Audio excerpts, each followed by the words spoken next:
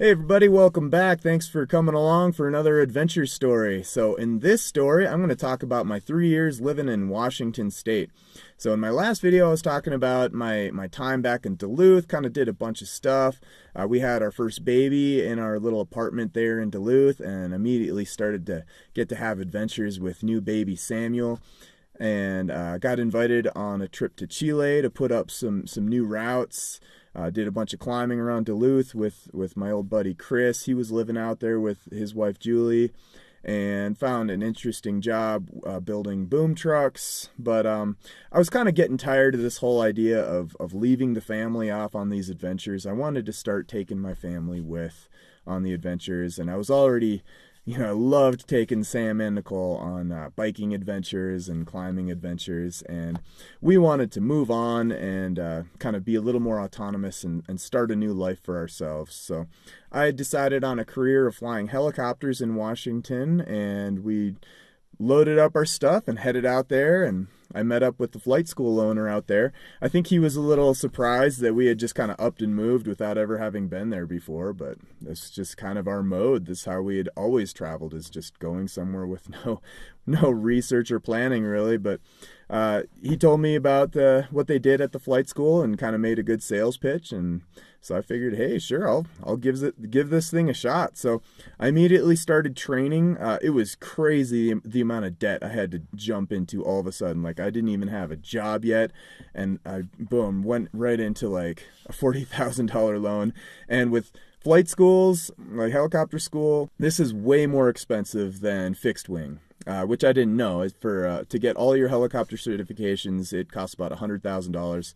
Fixed wing, you can do it for significantly less. But helicopters, because of all the moving parts, it just costs a lot to fly those things. Back then, I could get in the tiny little two-seater Robinson R22, but it was still $250 an hour to fly, whereas a fixed wing flight was about $60 an hour. But anyway, I was kind of living on faith at the time. I trusted God to take care of us. Flying helicopters was quite the experience. I started on my private pilot certification. I got to learn how the collective and the cyclic and the pedals worked, and all the mechanics of the helicopter and all these aerodynamic things I was going to need to know about, and talking with ATC and how the instruments worked and navigating in airspace. And it was just a whole new world just opened up to me, and it was quite fascinating. But of course, there was a reason that I picked helicopters, because unlike airplanes where you have to land at an airport, with a helicopter, you can land on the pinnacle of a mountain, you can land in these little canyons, you can land on the edge of a cliff, basically. You can land anywhere, and if the engine fails, you're able to auto rotate these things and land anywhere. One of my flights was to the top of a building in Portland, and we'd do frequent flights through Seattle, where you're just flying through downtown, like under and in between all the skyscrapers, like at night.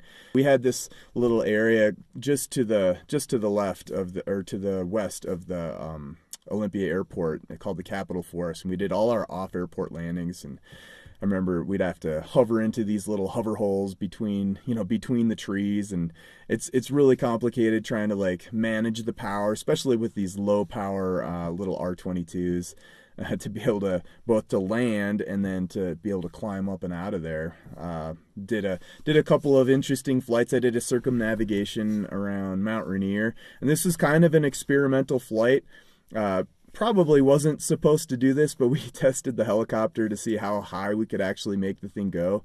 And with the density altitude that day, we were able to get it up to just under 13,000 feet of density altitude. And on experimental flights, these things, the R22 has only been able to go to like 14,000 feet, or that's what it was at the time. So it was very interesting to be able to just circle right up kind of near the top of Mount Rainier, circled around the whole thing. Did another flight through the Olympic National Forest, up over the top of Olympic National Park, and right over the top of Mount Olympus, and flew along the coast. And so in my mind, with these training flights, I was like, wow, this is a fascinating job. So I was super psyched about it.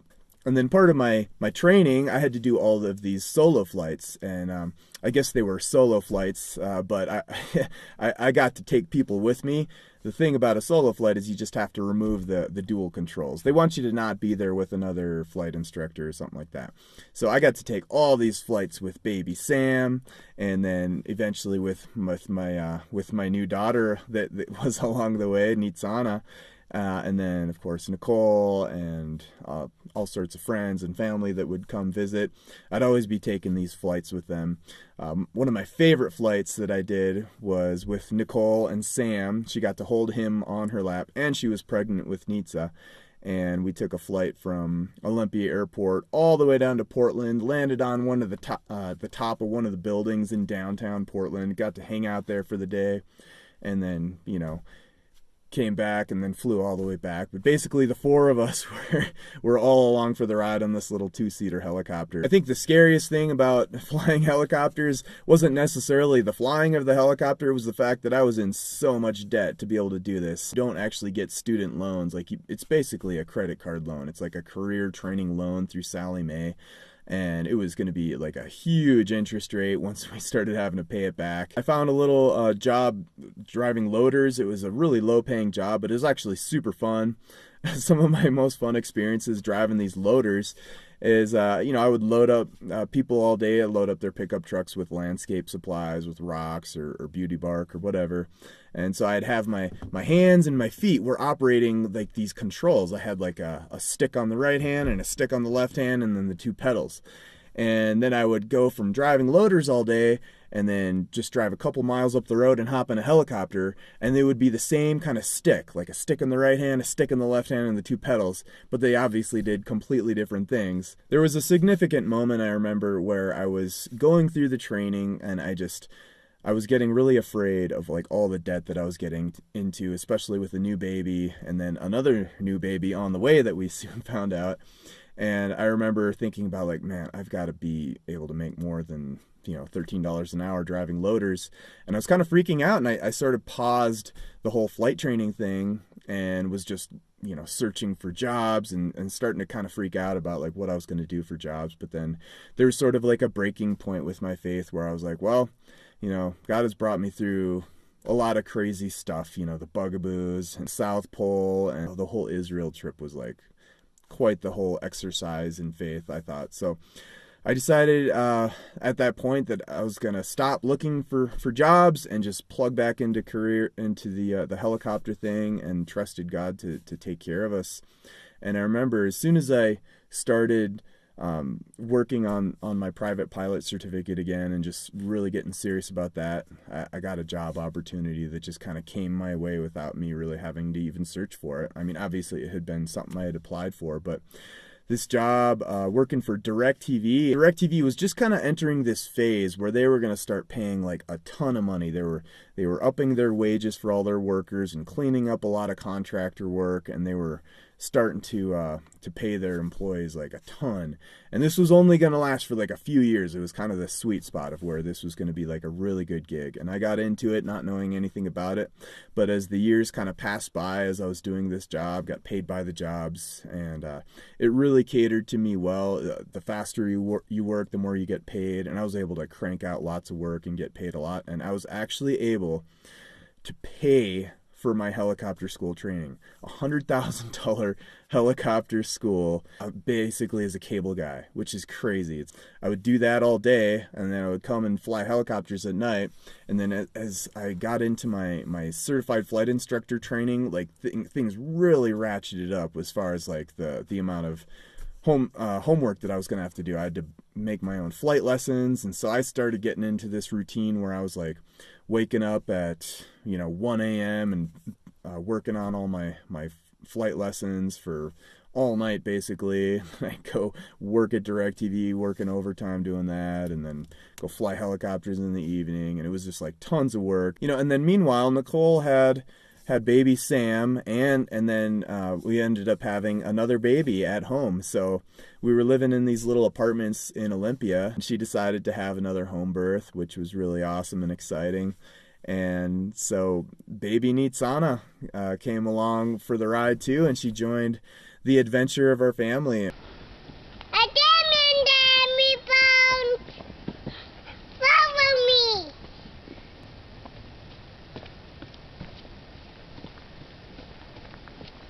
We also did a lot of climbing adventures, mountain biking adventures. I just kind of picked up where I had left off in Duluth and kept Sam on the back, and he was basically in the backpack as I did my mountain biking trips. He was getting a little big for the backpack, so we got him this tiny little bike, and we started plopping him on that with the training wheels. One day, one of the training wheels broke, and Nicole would push him around, while I was at work or school or whatever, and he figured it out. He was pretty young. Around that time, we decided to move from the apartment building, and so we decided to get a slightly bigger place. We found this little cabin kind of down the south towards, like right next to the Capitol Forest, and it's this beautiful little place. There was basically no heat in this place, so we had to start learning how to find, collect, and cut up and chop firewood. And I'd sort of grown up with firewood, but I had never actually like fully depended on it for heat. But we just sort of jumped right into this adventure. So we would spend weekends a lot of times going up into the national forest somewhere and cutting up trees and hauling it back in our little trailer and splitting wood. And it was a great little adventurous cabin for us to live. We had a little creek in the back with fish, and we got a dog. And one of the best features of this little cabin is it had its own little mountain bike track, like right through the forest by our house. And then there was a really big mountain biking area just a few blocks away from the house where we could I could take new biker Sammy on his little bike, and he immediately learned how to mountain bike. You having fun, Nitsa? Yeah. Oh, good. I'd take Nitzana on my back on the snuggly carrier, and I'd run along with Sam as he would go up through these mountains on his tiny little mountain bike, and I'd push him along on the uphills, and he learned how to mountain bike real fast, and we had lots of fun adventures there.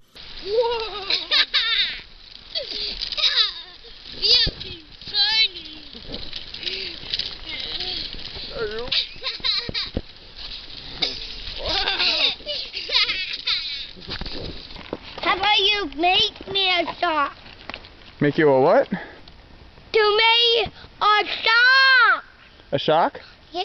Oh, yeah. Well, Yes, so I can start so it doesn't be bumpy on the wall. I think your next bike is definitely going to have some shocks, buddy. And then sometimes we'd go across the street to the big Capitol Forest, and we'd go on big mountain biking adventures there. And of course, Nicole would come along with too. Sometimes it was nice just to give her a break, though. Some of my favorite mountain biking treks, I remember us discovering salmon berries. That was a really awesome thing. I had grown up with thimbleberries in Duluth, and it's kind of a unique raspberry-looking thing, but we discovered these salmon berries out mountain biking once. I was like, man, these look just like thimbleberries, and I'll bet that they're edible. So I kind of gave a couple a try. I was like, they're sweet, they taste delicious. So I gave a bunch to baby Sammy, and he's like, good. I keep getting tired. Yeah. I don't know why. So besides mountain biking adventures, of course, I continued climbing. And now, being in the Seattle area, you've always got Mount Rainier as this big backdrop, and I always was trying to figure out how to make a trip out there work, but I just didn't have the friends that were into it. It was just a big objective, and it just never happened. So we kind of continued with the rock climbing thing. We'd go up to Snoqualmie Pass or over to Leavenworth or around our local area, and we'd do climbing. And I had those babies climbing right away. I remember our first climbing trip with Nitsa and Sam. Nitsa, I think, was 18 months old, and we got her on a rope, and she kind of had a big grin on her face. She immediately loved it, I think, and that kind of continues on to this day. But we had a lot of fun, climbing trips and hiking trips. One of my most memorable mountaineering trips with baby Sam was one time. Nicole's dad was out in town, and we decided to go do like a winter ascent of Mount Eleanor, which is kind of a lower elevation peak, but there was tons of snow on it. And I had Sam on the back, and we had to kind of rope up a little bit, so it was pretty exciting, actually.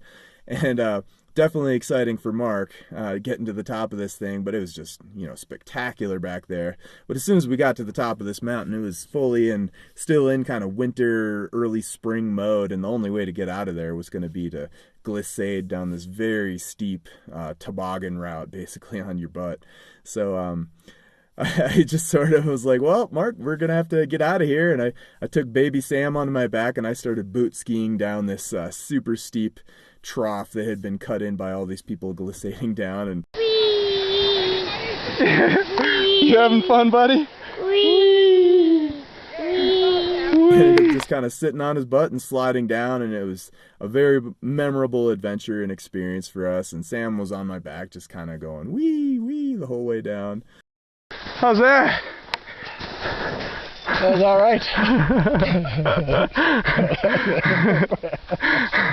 But anyway, after about 3 years there, I was able to get through all of my helicopter ratings. I got my private, instrument, commercial, the CFI and the CFII ratings, and I was kind of getting ready to maybe look at working as a helicopter pilot. But the other thing that everybody knows about Western Washington is it rains, and it rained a lot.